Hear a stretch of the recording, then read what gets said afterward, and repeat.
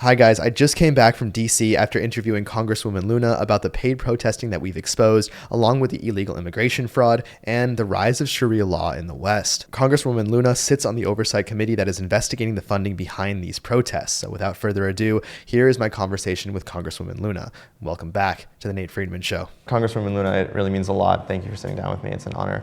Can you tell me, I've been reporting for the last year on paid protesting. I've exposed a lot of protesters who've been paid close to $80,000 a year to protest. I'm sure you know about this well, but I want to know your point of view sitting on the oversight committee. What can be done about this? Yeah, so we started going into all of this as soon as President Trump got elected. We randomly started seeing these protests for ICE, but it was interesting because you would see the protesters with these brand new flags. They'd be holding it up, right? Perfectly crisp. You could tell someone was giving them out because they all had them. And what we know from previous events, I know gearing up into the last election cycle, they would run ads on Craigslist for these people to show up, pay them by the hour, et cetera. And then also this even goes back into BLM, where you had protesters that, in my opinion, were paid. And then you had, the pallets of bricks being dropped off. I mean, this has probably been going on since, really things, especially online, started going more viral in regards to some of these demonstrations. But I actually, with Chairman Comer and the rest of the Oversight Committee, sent a request to the Department of Treasury to freeze the assets of an individual by the name of Neville Singham, because we had tried to serve him with a request to come in to testify to Congress. He refused receipt of that, the notification service. And then ultimately, we also, I believe recently got a subpoena approval to actually send him a subpoena to actually come testify to Congress. So what can be done on oversight? We have to ensure that these funding networks specifically, if they are being influenced by countries like China, which in this case, at least with Mr. Singham, we know for a fact that there is a foreign funding tied to this. That's not something that's allowed, especially if you're funding terrorist networks. Right. So there you said a terrorism network. So what my audience and I are really trying to figure out is what is the pathway to accountability? So whether it be through FARA or RICO. So I've looked into Singham closely. He's given at least $20 million to protesters through the People's Forum. They pay them by being educators, but they're full-time on the street protesting. Well, there's a lot with Singham too that's really disturbing, because it doesn't just stop there. I mean, he literally has been responsible for kind of being the main funding arm for some of these groups that are going and training in Cuba, then coming back to the United States. They're using certain pressure point issues here, like, for example, Israel versus Palestine, or ICE versus no ICE, or pro-war against war currently with what we're seeing on the strikes. But we know for a fact that it's being operated and funded by one of our biggest adversaries, which is China. And so, you talk about FARA, and actually Neville Singham is guilty of multiple FARA violations. But I think right now, from what we're being told, if the FARA office is not technically up and running, then we can't hit him with a FARA violation. So then the other angle would be, accountability, in that if he's not going to respond to Congress, he's going to be held in contempt of Congress. And there is criminal action that can be pursued there that the DOJ can do, or that the House of Representatives can do. But it is a problem. And if we don't stop these foreign funding ties, I mean, a lot of the civil unrest in this country, as well as, the potential of terrorist links, which I believe exists, and I think that there's plenty of valid evidence for that, this is a big problem. When you say that the FARA office is not up and running, what does that exactly mean? Yeah, so I actually inquired, because I was like, why are we not going after many of these people with FARA violations if they are guilty of basically influencing and lobbying on behalf of a foreign government? They're not registered agents. This is something that we can easily hit them with. And to be honest with you, I can't provide you any insight as to why that office would not be full functioning right now. I think that this is very easy to lay up. But I also think that there's this aspect and perspective in Washington that multiple people could probably be hit with FARA violations. And so maybe it's just the swamp protecting its own. But either which way, I mean, you have a foreign registered agent, the Foreign Agent Registration Act, right? So they're supposed to, if they're taking money, if they're influencing policy, if they're working on behalf of another country, whether it's China or any other country, They should be registered, and they're not. And so I think that this is the dirty part of politics that a lot of people are unaware of. And I think that this also goes into social media influencers. I think that this is a huge thing that no one ever anticipated would be a problem, but you can even look at policies coming out right now in regards to the administration's foreign policy perspective. And there are people that you can see are literally and it happens all across the board, but lobbying on behalf and using their social media to influence public opinion on behalf of a certain country. Got it. Okay, so we have a billionaire, Neville Singham, who, he's, I would call it escaped to China almost. He's refusing to testify to Congress, right? So I just want to perfectly understand, how does that work that he can just refuse? Can he just stay there? Does he not have to come back? Like, what are the mechanics of this? So he's essentially refusing to come back to the United States so that we can't serve him. But, if there's, and there's other mechanisms in place that I can't discuss, because I'm sure with your coverage of this individual, I am almost positive they are tracking everything and trying to ensure that they avoid liability. And so there's certain things I can't say, but overall, he has been very, very careful about when he comes to the States, if he does at all, making sure not to tip anyone off that he's here so that we can't serve him, refusing receipt of our subpoena or our request for him to come in and testify, etc. So there is continued action toward holding him accountable? Yes. Okay. I can't go into it further, but I promise you. Understand. Great. So there are different billionaires that are investing in protesting, one of them being Singham, the other being Soros that I've looked at closely. In your opinion, what are the biggest differences you've seen between those two guys? Yeah, I actually explained this on a segment a few weeks back. They both hate America, so that's, I guess, the only thing that they have in common. Soros is a globalist. Neville Singham is a communist. He's, he basically has, professed his profound love for Mao.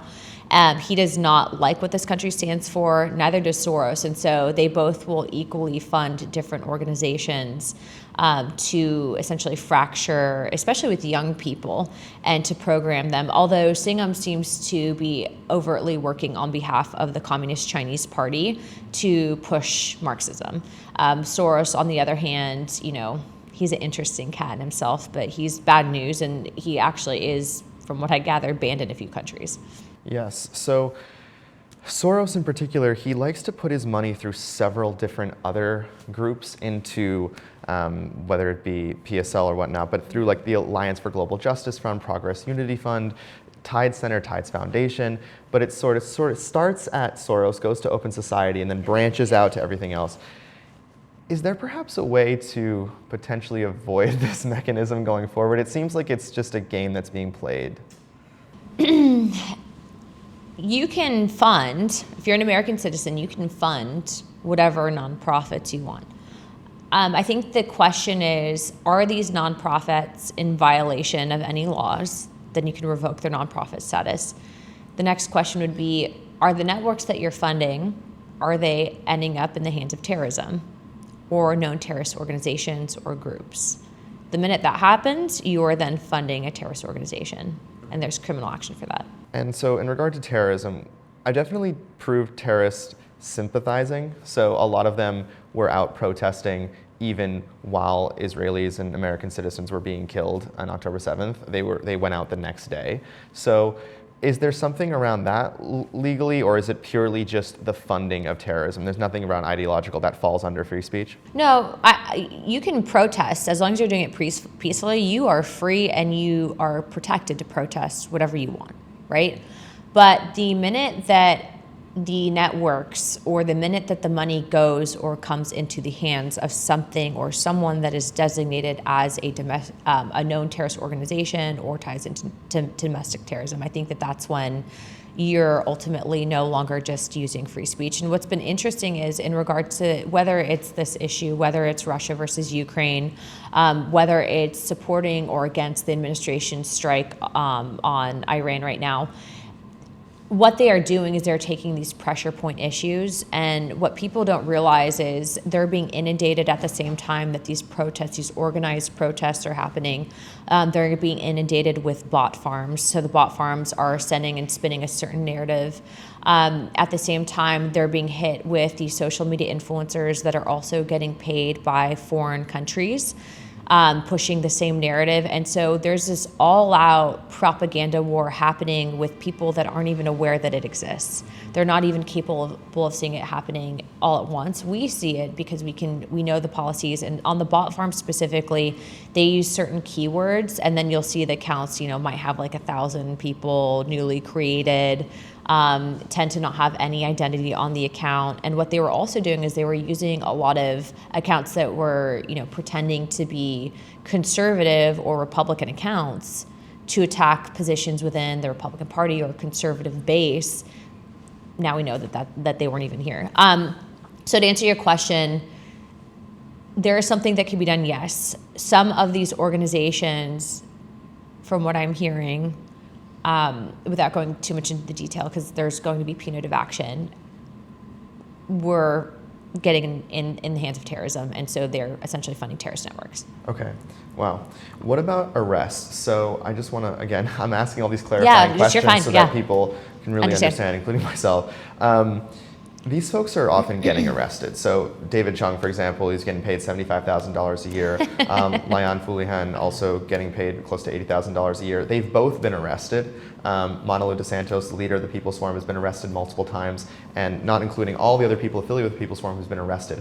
Taxpayers have to pay an exorbitant amount for these folks to get consistently arrested. And sometimes they sue. Mm-hmm. And then they're brought in with these nonprofit attorneys that are representing them so that they get money from either the city or wherever they're suing. So is there a way to do something about this from a lawmaker's point of view, where you can't just go out and consistently get arrested, be let out the next day, and scream for the downfall of America? It seems like it's not great. Well, we can't prohibit free speech, right? That I understand. But the arrest part, about consistently getting arrested and being let out, this goes into a separate issue of the policies of some of these cities, the policies of some of these states, specifically with some of these protesters. For example, we can use the ICE riots.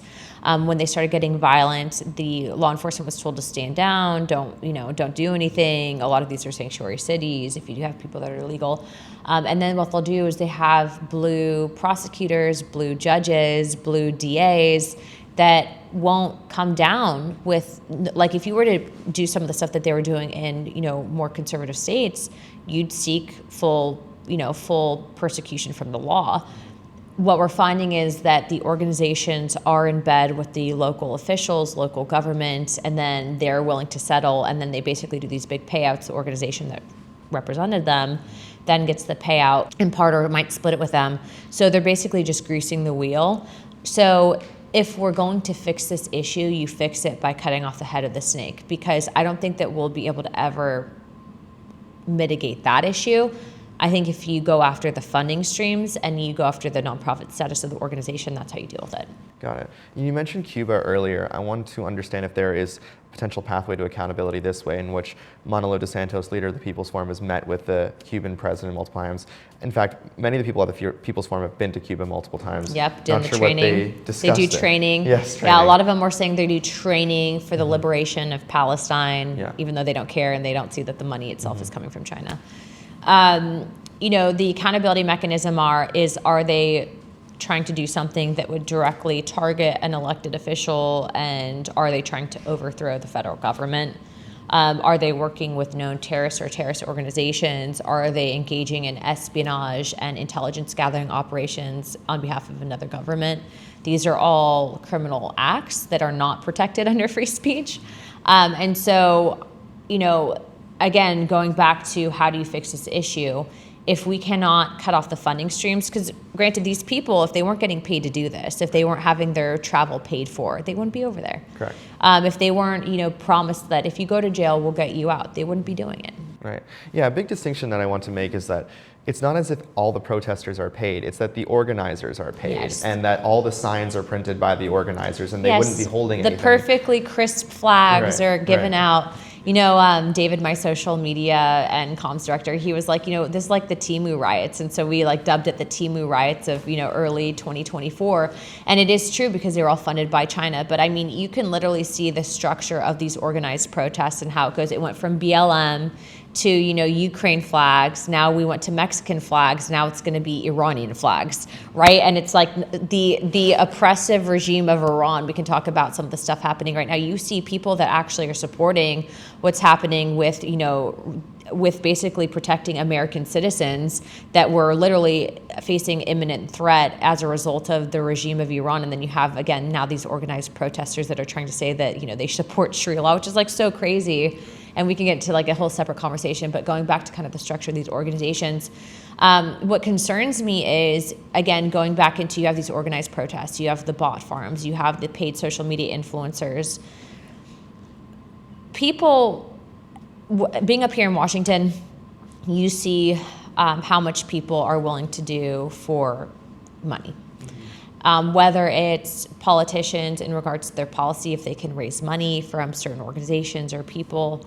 And then you see this also happen with social media influencers, how much money they're willing to take from a foreign government. I don't care what the foreign government is. I don't care if it's, our adversaries. I don't care if it's our allies. If you're taking money from a foreign government to influence public opinion, you should be held accountable. Same with protests.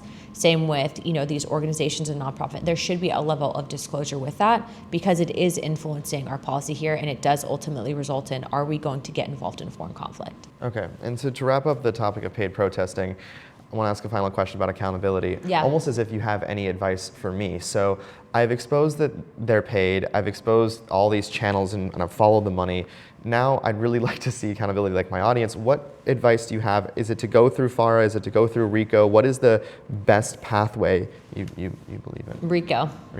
RICO and money ties. The money ties have been very helpful in figuring out who's getting paid, who's organizing, kind of the top generals of these organizations, if you will. FARA is also equally important, but I think the FARA angle in itself is not as strong because of what I outlined earlier. But I think the best advice to you is figuring out the financial ties, because there's a lot that you can do legally with that. And then obviously, for us, like I worked very, very closely with a woman by the name of Jenica. She runs the page Data Republican on X. Brilliant. Yes. And she actually helped uncover a lot of the Timu writing stuff, the Neville Singham stuff, even Neville Singham going into Code Pink, which Code Pink has not been up on the Hill. But I mean, this is all sponsored by the CCP. And you have people that are then, screaming at each other on the House floor, not realizing that a lot of the talking points, a lot of the civil unrest in this country right now is because of the CCP. So what I would say is continue looking through that, and then you can bring it to my office, you can bring it to Jim Jordan. He's the chairman of House Judiciary, but there's angles and avenues for sure. When she said that, it reminded me of why I started the Freedman Files, dossiers on every paid protester that I've exposed, so that there's a central place where you can get all the info on these guys being paid to chant for the downfall of our country. Right now, you can get David Chung's file at natefriedmanshow.com/Freedman Files. He's being paid $75,000 a year to protest, and Layan Fulihan's file will be coming out next week, the woman I exposed for being paid close to $80,000 to protest. This isn't grassroots, and the best way to support our efforts and stay informed on everything regarding these protests is to scan the QR code or go to natefriedmanshow.com/Freedman Files. And now, so another subject matter that I've covered is illegal immigration. Specifically under the Biden administration, I spoke to hundreds of illegal immigrants living in 4-star hotels. And it was truly something that you don't believe it till you see it. Yeah. And one thing I want to ask about is, how do we avoid that from happening ever again in this country? You have to engage in politics at every level, local level, state level, and federal level. And I say that because a lot of the cities did the sanctuary policies that contributed to that. A lot of the states became sanctuary states that contributed to that. And then they got the federal government dollars that then were influenced by policy. And then we had a president that was literally encouraging people to come here illegally and using your tax dollars to pay for it. A lot of people don't understand that money doesn't grow on trees, and I know it might not be a big deal, especially for young people right now, but the fact is Social Security is looking at insolvency. A lot of these government nets that are for taxpayers that have worked very hard, done everything by the book, basically as a result of those types of policies and basically us bleeding cash to support people that have never paid into the system. By the way, the metrics are, it's not just like 5 million or 10 million people here illegally. It's close to 20 million people here illegally, maybe more. these people are never going to fully be able to be contributing members of society because of the fact that they have A, broken the law by even coming in here, and then B, they will always be, in a sense, living in the shadows, which makes them targets for organized crime, etc. So how is that truly the American dream? Not to mention, their illegal acts have just essentially broken the system. So how do you fix it from ever happening again is you have to engage in politics. You can't just stick your head in the sand. And what do you mean engage in politics specifically? Like, what can Congress do to safeguard our border so that right now we have a wall and we have a secure border, but we could have a president in the future that doesn't want a secure border? Well, the biggest thing that we can do right now to prevent this from like actually really being a bad thing, it's already a bad thing, but like really, really tipping the scales and us losing our country over it, is voter ID and proof of citizenship. So that is in the Save America Act. You know that I threatened to shut down the government over this. I met with the president. He's championing it. Right now we have 3 or 4 members in the Senate that are refusing to embrace the talking filibuster so that we can get it over the finish line. So I think that it's going to have to be placed on something called FISA, which is a must path reauthorization and a surveillance bill, essentially. If we don't do that, the next Democrat president will likely give mass amnesty and citizenship to all of those illegals here. And I don't know that we'll ever be able to have a fair election after that, because you see that a majority of Americans, Democrats, Republicans, and independents want voter ID. And yet the establishment Democrat Party up here is trying to kill it. And they're trying to kill it because they understand that their policies aren't working for Americans. It doesn't matter if you're black, white, Hispanic, Asian. It doesn't matter if you're Democrat, Republican, or independent. People want voter ID, and they're still working against it. They don't want proof of citizenship. They want these illegals to replace their voters. I've seen statistics where the overwhelming majority of people on both sides want voter ID, but Democrat lawmakers aren't in favor of it. Correct. So what have you heard, whether it be closed door meetings or just in the halls, what is the argument from Democrats truly to not? There's no good argument. They know that their base wants it. There's no good argument. What I have heard from multiple Democrats in the media is, well, if they don't come here, who's going to pick the crops? There have been talks about, from people, they'll say publicly, oh, it's Jim Crow era laws. What are you talking about? You're calling black Americans that want voter ID supportive of Jim Crow era laws? That's crazy. So there is no valid concern. It's about power for these people. I can go back into, the organized protests. Remember, tail end of, the 2016 era and time frame. It was about BLM. They're targeting the black voting base. And then starting in 2016 to 2018, the black American demographic started being outpaced by the Hispanic American demographic for the largest voting minority in the country, being Hispanic Americans, specifically of Mexican descent. That's why when you saw all the news coming up, that's why they weren't showing you pictures of the military-age males here from China or from parts of the Middle East or from Africa. They are specifically showing you women and children that were Mexican. And the fact is that is not the only illegal demographic here. In fact, a lot of them are military-age males. So we have a big problem. And why they don't support it is it's about power and control. It's about propaganda, and they want that illegal voting bloc, period. And they're not even hiding it anymore. I think the faces off Schumer basically said we want amnesty, we want citizenship for these illegals. So one of the most egregious things I saw reporting on the illegal immigration crisis was FEMA. So using FEMA to house illegal immigrants. Yeah, that happened during, actually, my district got hit with 2 hurricanes, and I voted against the FEMA funding package because specifically there was no left or right limit in what they were going to use that money for, and then it came out that they're housing illegals, and we were not able to, a lot of our people were being impacted, and there was no money for them because of the illegals. Right, so it seems that governors and what have you can just declare an emergency and then get the funds. Is there something that Congress can do in which an emergency can be categorized more specifically? Yeah, so we can actually write it specifically. So in the last FEMA funding package that went through, there was no, again, guardrails on that. Mm-hmm. So they were able to say, this is FEMA dollars, but there was never language that specified cannot be used for illegals, et cetera. And that's why you saw that happen. But yes, absolutely. But that would require there being a Republican-controlled House and Senate and an administration that wouldn't veto it. And so that's where you have the opportunity to do that now. And actually, you are seeing in the One Big Beautiful Bill, there have been good policies put in place to prevent money from going to illegals, but we are still fighting that from within the internal organizations, et cetera. So we're still working on it. But yes, yes, to your point, you actually can specify where the money goes. About waste, fraud, and abuse. So one of the things I saw was in Massachusetts, there was Elliott Community Services was housing migrants, and they were giving each migrant meal was $42. Which is a lot. Yeah. Bring them to McDonald's.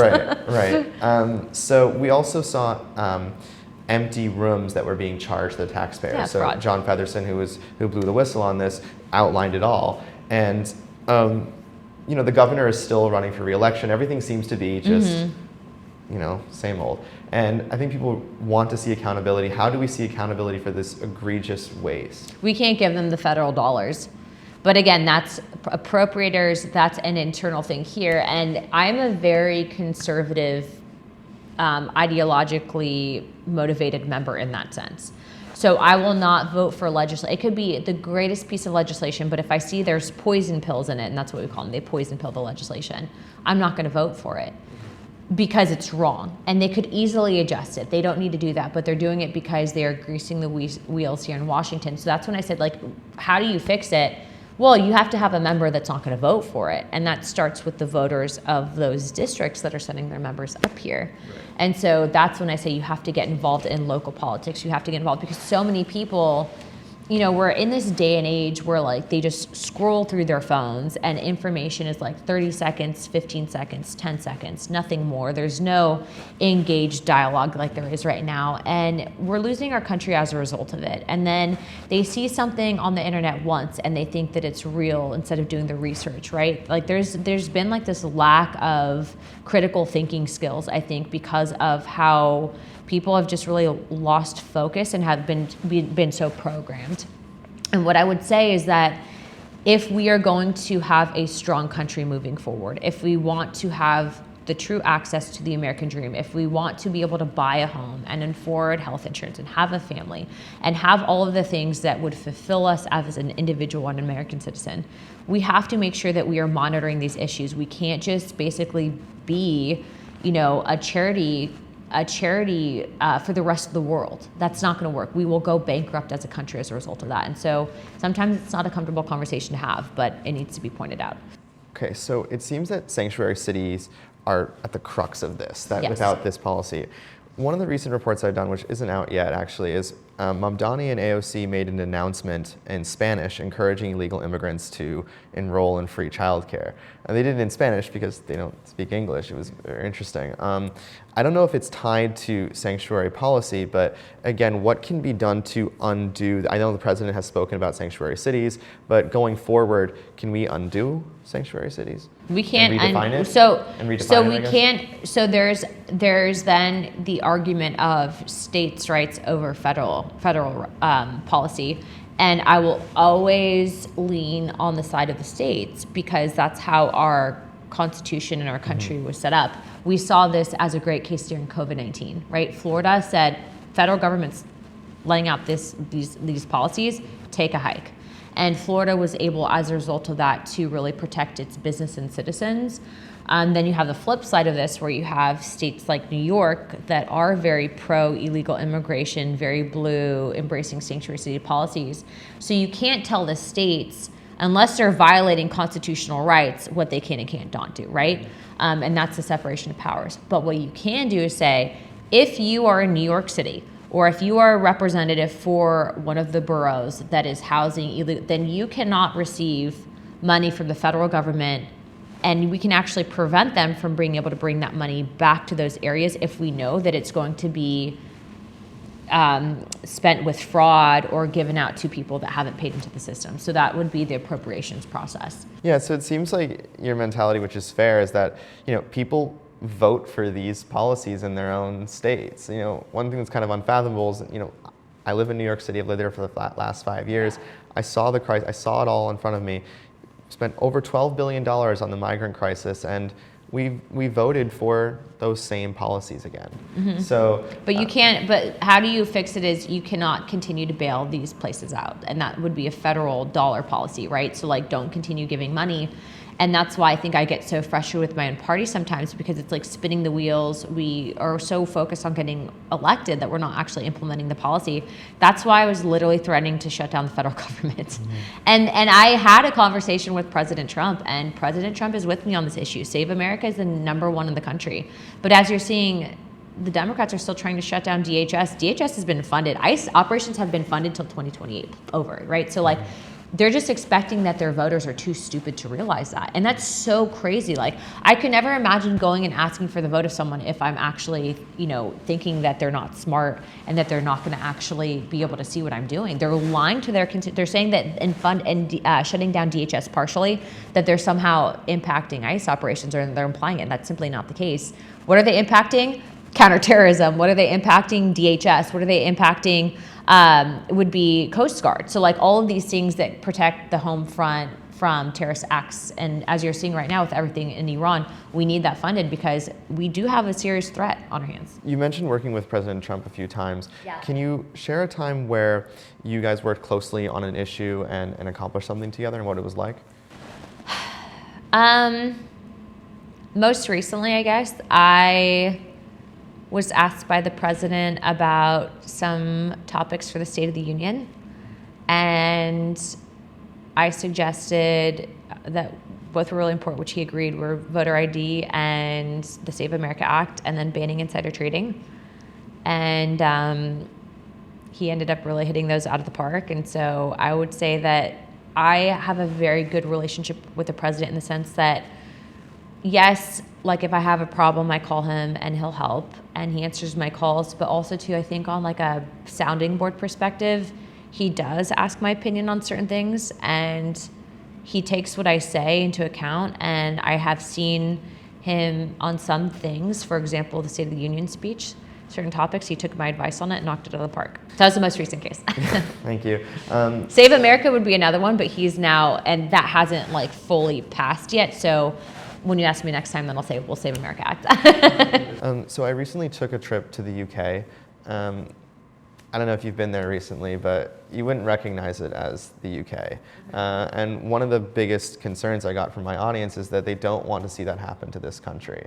Are there steps that can be done here in America to avoid what has happened to England? Yeah, what happened to UK, I actually just had a German outlet in here, it's like PBS, and it's happened in Germany too, where they had mass unchecked migration coming in from countries that will not ever assimilate with the West, ideologically speaking.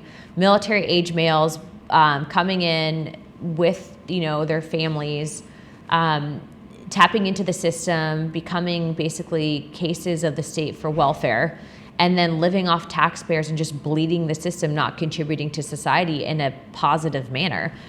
I'm not saying that all immigrants do that. That's not the case. We have plenty of cases of people that come here, merit-based, assimilate, embrace our culture, go through the process the correct way, and are great American citizens. But in the UK and in parts of the EU, that was not the case. And you are seeing that play out in real time. I saw some footage out of France recently, and it literally looked like a refugee camp. That is not Europe. And so if you don't have strong leaders that are willing to stand up and say, we will not tolerate this, if you are in a position where you're not contributing to society and you can go back to your house, guess what? You're getting deported, then that's their own fault. That is their own damn fault. And I'm so sick and tired of men specifically in these countries saying, oh, well, it's xenophobic and racist. That's like the blanket label. They've done it to so many of us here. We know that it's not xenophobic and racist to want border security. But if you go over there and you say it, and meanwhile, they have literally rape gangs rolling around their countries. I mean, that's insane. You have women that can't go out without being raped or beat up by these migrants that are not doing anything other than terrorizing the residents of those countries. So I have no sympathy for that because I think that that's a self-inflicted. It's like shooting yourself in the foot and then saying, oh, I don't know what happened. So how do you avoid that from happening here? You have to have strong immigration laws. You have to be willing to call it out what it is. And the fact is that we cannot tolerate in any way, shape, or form any form of Sharia law in this country, period. I know that there was a council that was recently started about Sharia law. Are you in that council? What do you think about it? Okay. It's a caucus. It's the Anti-Sharia Caucus. Okay. Very different from, outright saying that you are anti-Muslim. Two totally different things. There have been normal Muslim countries that have great relationships with the United States that are not trying to blow us up, okay? We could look at any one of the countries that are currently members of the Abraham Accords. However, Sharia law is not good. And that's what we are seeing happen in places like Texas. That is what we are seeing happen in places like Dearborn, Michigan. We do not want that. It is not, it does not assimilate with our culture. Not to mention, it is in some of the policies and in some of the ideological perspectives of that ideology, it is against what we are as Americans in regards to women specifically and their constitutional rights. And so I think that this is going to be a conversation that won't go away anytime soon. I am by no means like what you would consider the liberal definition of like a crazy feminist. But holy cow. Like, have you looked into the stories of these honor killings? Have you looked into what happens to some of these women in Iran, around the world, if they do not do what is expected of them via Sharia law? And that's scary. Yes. So what's very scary to me is when I speak to many Muslims in the UK and in Italy, they tell me that all Muslims should follow Sharia. And this distinction between Islam and radical Islam, I think, needs to be made. So if Muslims tell me, and I can say not every single one because I've spoken to many, but many have told me that all Muslims should follow Sharia, is that radical in your opinion? And I've actually had conversations with several people I know that are Muslim that I would consider friends that have said what's happening with Sharia law is like actually crazy and like that's not what we want. So I don't know if that's just like a distinction here. If you're like American born and like you go through our school and education system and you're more assimilated, you don't have that perspective, versus if you're from a country that does have Sharia law and then you immigrate and then might hold that perspective to be true.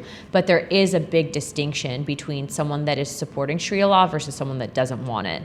And what I will tell you is it is very disturbing that in Texas they found Sharia courts. That is crazy to me. Yeah, I know you represent Florida, but can you shed any light of what is going on in Texas? What have you seen? It's unfathomable. Texas is interesting because there's been a few things. There have been, and it seems like with the unvetted and unchecked immigration that happened under Biden, and then happened under other Democrat presidencies, you have these groups that kind of form and then kind of take over the local population, and they don't assimilate. And I think that that's the problem when you have people that are coming here without having to go through that assimilation process. Like when you go through your citizenship process here, right? You have to take our classes. You have to take, learn to speak English. You have to take a test where you actually know American history. So there's this aspect of people engaging and embracing the American culture and our values and our ideas. I will use a perspective in that I have a very, very dear friend of mine that came from Turkey, and she's Muslim, but she's American, and she understands that you cannot have Sharia law in the United States, right?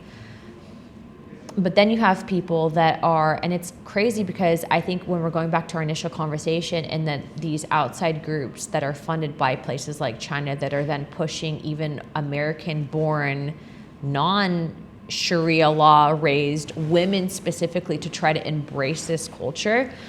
I feel like it's an internal attempt using our own free speech against us to try to create divide in this country, fracture it, and then you have a country like China kind of shoot up to being the #1 superpower. So I think it's multifaceted. I've worked with plenty of people of every single religious background and ideology. And I will work with those people as long as they are not forcing their ideologies and perspectives on and violating the constitutional rights of other individuals. And I think that we are kind of at a point now where we see what's happened in Europe. We've seen what's happened in other parts of the world. And we see all the indicators, and we just have to make sure that it doesn't happen here. And so we are doing what we can now to kind of put those firewalls in effect, if you will.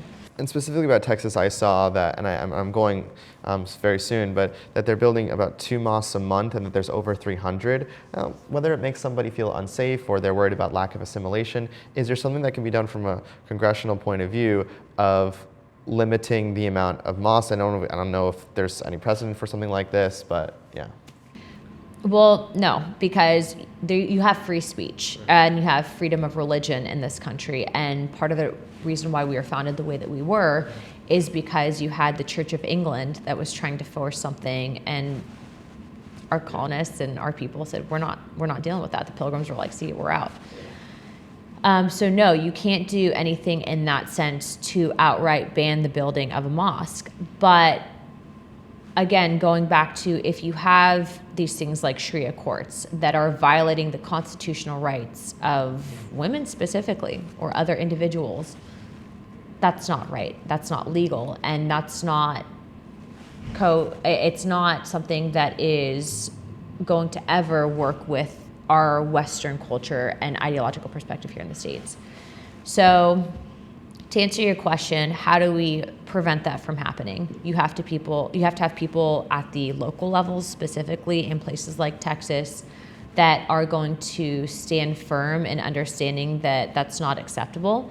And then you also have to have people at the federal level that will never implement those laws through legislation. But I don't think that we're there at that point. I don't think that we would ever have a president that would declare Sharia law over the United States of America. But I do think that these are valid concerns, and I just know that it was good how it was addressed in the state of Texas.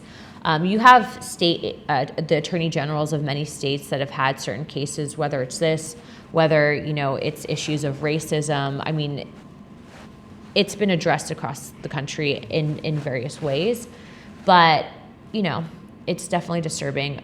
But the reason why Europe happened the way that it did, I think, was a large result of unchecked, unvetted immigration. And as of right now, we have an immigration moratorium in place from certain countries specifically that are known to have radical cases of terrorism and radical cases of Islam, what I would say is the more radicalized, for example, Sharia law, terrorist sect of Islam.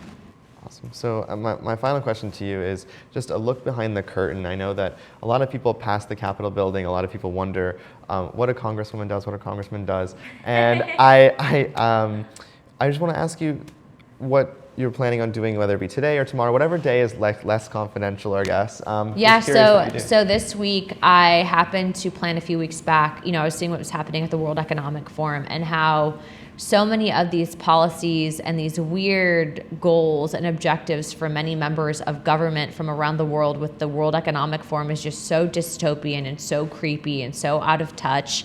And these ideas come from these like secret meetings and boardrooms and conference rooms where no real people are engaged in the discussion, the conversation.